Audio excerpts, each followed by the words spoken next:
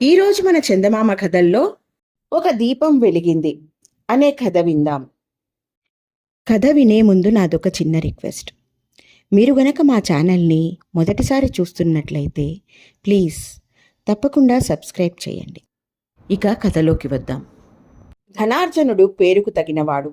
డబ్బు సంపాదించడమే ధ్యేయంగా పెట్టుకుని జీవితంలో అంతులేని సంపద గడించాడు. కానీ ముసలితనం పైబడుతున్న తరుణంలో ఎందుకో గాని అతనికి డబ్బుపై ఉన్న వ్యామోహం అంతా పోయింది.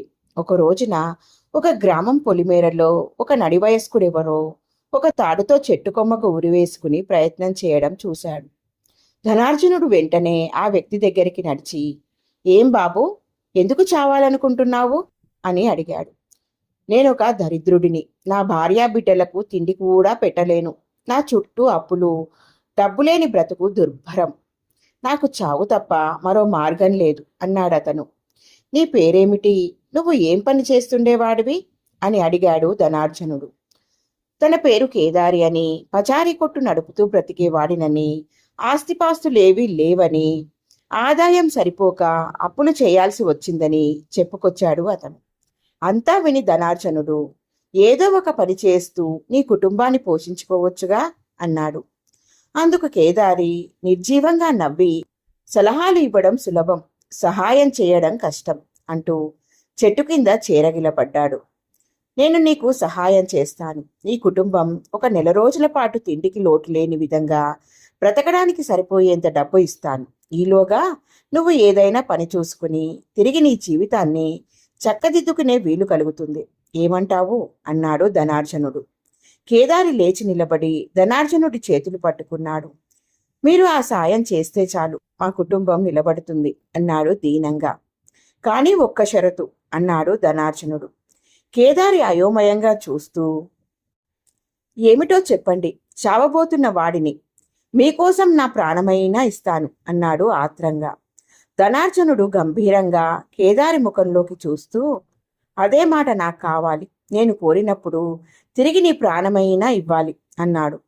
కేదారి తల వంచి, "అయ్యా, ఈ రోజుకు నా భార్యా బిడ్డలు బ్రతకడమే నా కోరిక. మీ మాట మరవను. తప్పకుండా నా మాట నిలబెట్టుకుంటాను" అన్నాడు ఎంతో ఆశగా. ధనార్జనుడు కేదారికి అన్నంత డబ్బు ఇచ్చి తన దారిన వెళ్ళాడు. కేదారి ఎంతో సంతోషంతో ఆ డబ్బును తీసుకుని ఇంటికి వెళ్ళాడు. జరిగినదంతా విన్న అతడి భార్యా బిడ్డలు దేవుడే ధనార్జనుడి రూపంలో తమని ఆదుకున్నాడని అన్నారు. అప్పుడు కేదారి ముందుగా వెళ్ళి కొంత డబ్బు వెచ్చించి తిండికి కావలసిన సరుకులు కొన్నాడు. ఆ పూట కేదారి కుటుంబం కడుపు నిండా భోజనం చేశారు. తర్వాత మిగిలిన డబ్బుతో పక్క ఊరికెళ్ళి కొన్ని చిల్లర వస్తువులు తెచ్చి కొద్దిపాటి లాభంతో తన ఊళ్ళో చిన్న వ్యాపారం ప్రారంభించాడు కేదారి. క్రమంగా అతని వ్యాపారం వృద్ధి చెందింది. 1 సంవత్సరం గడిచేలోగా తన పూర్తి స్థాయికి వచ్చాడు కేదారి. ఆ తరువాత మరో 2 ఏళ్లలో పాత అప్పులన్నీ తీర్చేశాడు. ఆ పైన చుట్టుపక్కల ఊళ్ళలోకెల్లా పెద్ద వ్యాపారస్తుడుగా మారిపోయాడు. పొలాలు, ఇల్లు కొన్నాడు. ఈ విధంగా కేదారి జీవితం అనుకోని మలుపుతో ఎంతో ఉన్నత స్థాయికి చేరింది. పిల్లల పెళ్లిళ్లు వైభవంగా చేశాడు. ఇంటి నిండా నౌకర్లని పెట్టుకున్నాడు. అతడికి ఇప్పుడు లోటంటూ ఏదీ లేదు. అలా 10 సంవత్సరాలు గడిచాయి. ఇప్పుడు కేదారి కొత్తగా వడ్డీ వ్యాపారం మొదలుపెట్టాడు. సమయానికి అప్పు తీర్చని వాళ్ళ ఆస్తులన్నీ తీసేసుకుంటున్నాడు.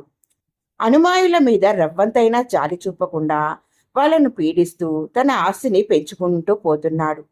ఒకరోజు సాయంకాలం వేళ కేదారి తన భవంతిలోని విశాలమైన గదిలో ఊయలపై పడుకుని కొనిరాగం తీస్తుండగా ఎవరో అక్కడికి వచ్చి "కేదారి" అని పిలిచారు. విస్మయపడుతూ చూసిన కేదారికి బాగా వయసు పైబడి సరిగ్గా నిలబడలేకపోతున్న ఓ వ్యక్తి కనిపించాడు. "ఎవరు నువ్వు?" అన్నాడు కేదారి. "నేను ధనార్జనుణ్ణి. 10 ఏళ్ల క్రితం నిన్ను ఆత్మహత్య చేసుకోకుండా ఆపి ధనసాయం చేశాను.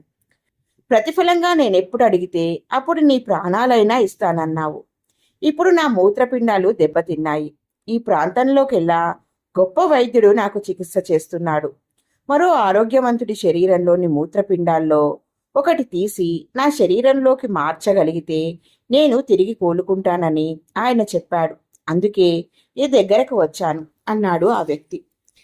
కేదారికి ఆ రోజు తను ఇచ్చిన మాట జ్ఞప్తికి వచ్చింది. వెంటనే రానున్న ప్రమాదం గుర్తించాడు. ప్రమాదం తప్పించుకునేందుకు లేని కోపాన్ని తెచ్చిపెట్టుకుని, నీకెంత ధైర్యం? నా ప్రాణం ఫలంగా పెట్టి నిన్ను బ్రతికించాలా? కావాలంటే ఆ రోజు డబ్బుకి రెట్టింపు ఇస్తాను. తీసుకుని పోయావా సరే, లేదంటే నా మనుషుల్ని పిలిచి కుక్కల్ని తరిమినట్లు తరిమిస్తాను అన్నాడు. అప్పుడు ధనార్జనుడు తన పైనున్న గొంగలిని తీసి విసిరేసి నిటారుగా నిలబడి కేదారి ముందుకు వచ్చి, ఓయి కేదారి, నన్ను కుక్కల్ని తరిమినట్లు తరిమేటంత గొప్పవాడివైనందుకు సంతోషంగా ఉంది అన్నాడు. ఆనాడు నిన్ను మృత్యుముఖం నుండి తప్పించి ఈ స్థితికి తెచ్చినందుకు తగిన ప్రత్యుపకారమే అది. కాని ఇదంతా నాకు ముందే తెలుసు అన్నాడు. వివర్ణమైన కేదారి ముఖంలో మార్పుని గమనిస్తూ ధనార్జునుడు ఇంకా ఇలా అన్నాడు. పిచ్చివాడా, ఈ క్షణంలో నిన్ను నీ ఆస్తిని ధ్వంసం చేయడానికి నాకు నిమిషం పట్టదు. నీకంటే 1000 రెట్లు ధనం నా దగ్గర ఉంది. కానీ మనిషి అసలు స్వభావం, స్వరూపం ఇలా ఉంటుందని తెలియజెప్పడం కోసమే ఇలా వచ్చాను.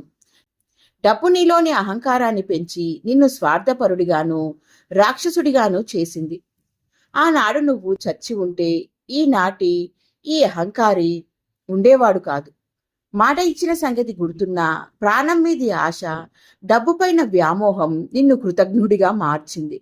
నాకు ఏ జబ్బు లేదు. నిన్ను పరీక్షించాను. నీ నిజస్వరూపం నీకు తెలిసేలా చేశాను. కేదారి, చావబోతున్న చెట్టుకు నీరు పోస్తే తిరిగి బలం పుంజుకొని తన జీవితాంతం ఇతరులకు నీడను ఫలాలను ఇస్తుంది. ఒక జ్యోతిని వెలిగిస్తే దానితో కొంపలంటించవచ్చు, లేదా ఆ జ్యోతితో 1000 జ్యోతులు వెలిగించవచ్చు. నిన్ను కాపాడి ఆదుకున్నది అందుకే. నీలాగే దారిద్ర్యంలో కొట్టుమిట్టులాడుతూ మృత్యుముఖంలోకి వెళ్లాలనుకునే వాళ్ళని రక్షించి ఆదుకుంటావనుకున్నాను.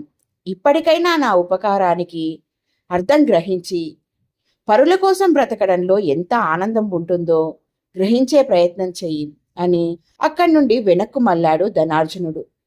కేదారికి జ్ఞానోదయం అయింది. వెనక్కి వెళ్ళిపోతున్న ధనార్జునుడిని చూస్తూ ఆయన చెప్పినట్లే బ్రతుకుతాననుకుంటూ చేతులు జోడించాడు. ఎలా ఉంది ఫ్రెండ్స్ ఈ కథ? బాగుంది కదూ? నచ్చిందా? అయితే లైక్ చేయండి. మీ బంధువులకు, స్నేహితులకు ఈ కథలను షేర్ చేయండి. మరిన్ని మంచి మంచి కథల కోసం మా ఛానల్ను తప్పకుండా సబ్స్క్రైబ్ చేయండి. మరొక మంచి కథతో మళ్ళీ కలుద్దాం. ఉంటాను మరి.